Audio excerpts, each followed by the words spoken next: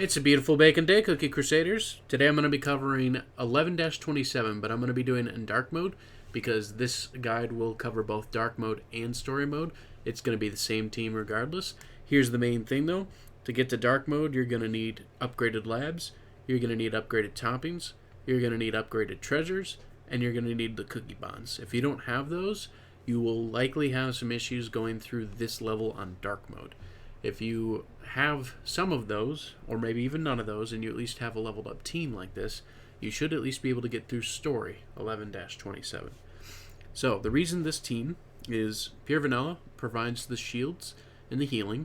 Eclair will provide early game shields when you take out other enemies. Sorbet is a very frontline good killer that can take down some pretty high health enemies as well. Strawberry Crate provides the damage resistance, and Cotton, of course, has extra bodies that can get hit when the sheep go out, provides a little bit of stuns, and just some more healing. So you got two healers, two really good DPS units, and then a good tank, and then the scroll and the monocle are there as your epic treasures, and the clock. The clock, you just want those skills activating as fast as possible. The monocle's for healing, and also any debuffs that are applied so that you can have them removed to keep your team as safe as possible. So we're going to go ahead and go through and show you what that looks like. Yet again, if you don't have the cookie lab upgrades for these characters, if you don't have the cookie bonds by promoting your cookies, if you don't have the star promotions and the leveled up cookies to level 60, you're going to find some struggles. So please do consider that when making these teams. The toppings that are recommended is basically cooldown for everybody except solid almonds on Eclair.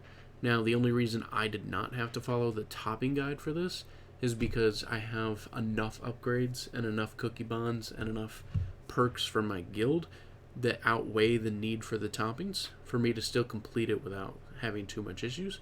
And you'll see right here that Sorbet gets hit pretty hard, about 80% of the health, but then the health comes right back from Cotton and Pure Vanilla onto Sorbet, while everyone else is doing pretty good. So even though Sorbet takes a lot of damage, Cotton and Pure Vanilla are just constantly healing him, keeping him alive. And as you can see, that health bar is just coming down on Raspberry Cookie, and there we go. We have it. We've won the battle. So if you guys have specific other teams that you think run better, I'd love to hear them. Here's the results of the cookies and what happened. And I'll also give you some alternatives in case you don't have these cookies. So if you don't have these cookies, your second alternative would be Hollyberry Cookie instead of Sorbet. If you don't have Sorbet or Hollyberry, you can run Parfait Cookie, but you'll need to run the Scythe so that you have the maximum output of healing, and you'd want to put Cotton with attack searing toppings so that the sheep provide the most amount of damage, as well as the healing being buffed too, so you get the maximum amount of healing output. And then, last but not least, maybe you don't have the monocle treasure, maybe you're not in a guild, you can run the feather. What will happen is Sorbet will die, but you will have that feather to revive him, so that you should still 3-star the match. If you guys have any comments or feedback you'd like to add, I'd love to hear it. Thanks so much for stopping by.